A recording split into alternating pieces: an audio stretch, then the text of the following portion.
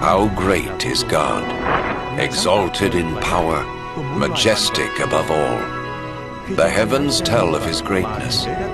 The skies display his awesome craftsmanship.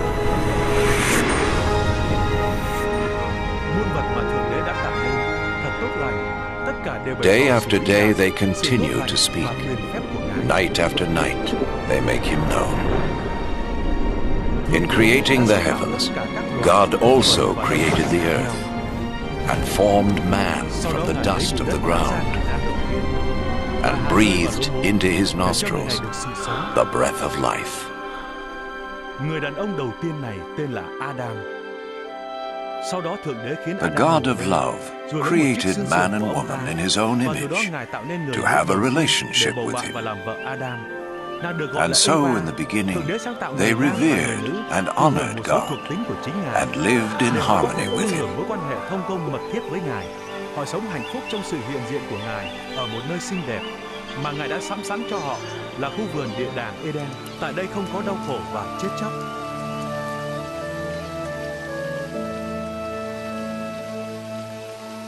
Thượng Đế phán bảo Adam, con được phép ăn mọi thứ trái cây. This continued until one day Satan tempted the woman to eat the forbidden fruit, and she gave it to the man, who also ate.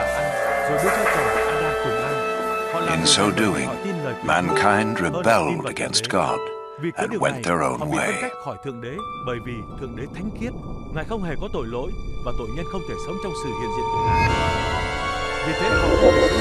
As a result of this sin, mankind was separated from God and was thrown out of the Garden of Eden. But God still loved mankind. It was never his desire to be separate from those he created. Yet how could God be holy and the source of perfect justice if he did not judge mankind for their sin? In his holy book, God reveals his plan to save the world from his judgment. One of the first to see this plan unfold was Abraham. Thượng Đế đã bày tỏ một phần của kế hoạch này cho tiên tri Abraham.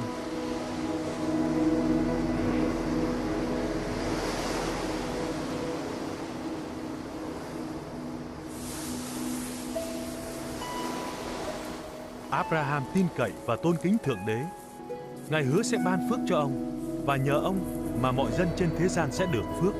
Abraham was a righteous man whom God promised to bless and make his descendants as numerous as the sand of the sea and the stars of the sky. Abraham tin cậy Thượng Đế, cho nên Ngài xem ông là công chính và Ngài xem ông như bạn hữu.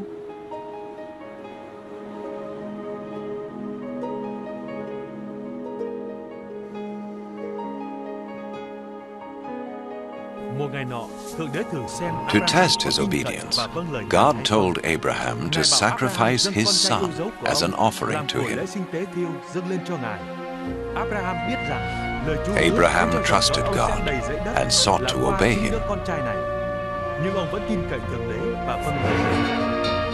Bởi vậy, ông đã chuẩn bị để giết con trai làm của lễ sinh tế chuộc tội dâng lên Thượng Đế.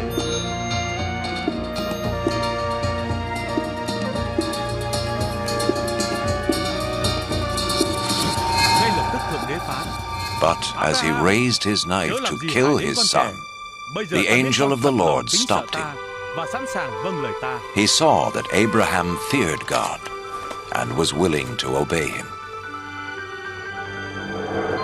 Then Abraham saw a ram caught by its horns in a thicket, and he sacrificed the ram instead of his son as an offering to God.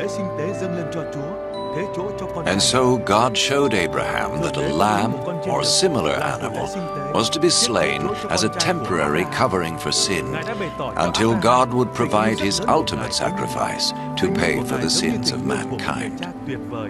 Instead of sin separating man from God, the sacrifice would restore their relationship. The Holy Scriptures speak of one who was to come and be the ultimate sacrifice for the sins of the world. As the ram took the place of Abraham's son, so this one who would come would take man's place, so he could be forgiven. Some refer to this person as the Messiah, the one who would come and reconcile the world back to God once and for all. Thượng Đế sẽ ban xuống đấng Messiah để cứu nhân loại, để làm vua của họ và để dẫn dắt họ mãi mãi trong danh của Ngài.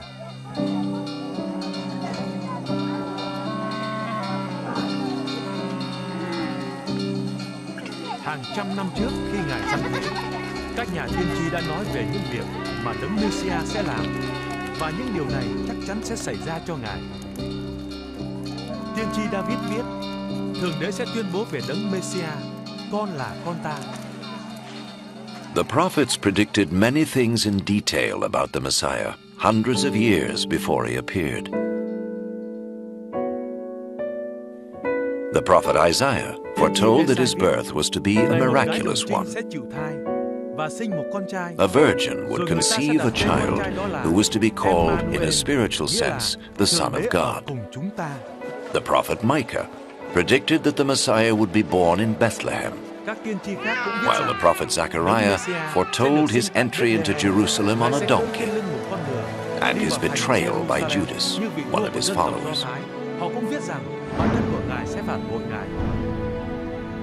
Isaiah prophesied what the Messiah would do when he came. The Lord's anointed will preach the good news to the poor, bind up the brokenhearted, proclaim freedom for the captives, and proclaim that the time has come when the Lord will save his people.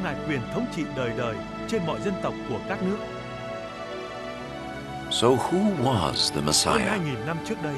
In the first century, a prophet came called Jesus. Some thought he was the one the prophet spoke about. Could this be? Did his life fulfill what was predicted of him? Was Jesus more than a prophet? What follows is his story, based on eyewitness accounts as recorded in the Holy Scriptures. An actor plays the part of Jesus, and though no actor is worthy of such a role, it has been done so that we may understand and benefit from the life of Jesus. Và có thể nhận được các phước hạnh mà Thượng Đế đã hứa ban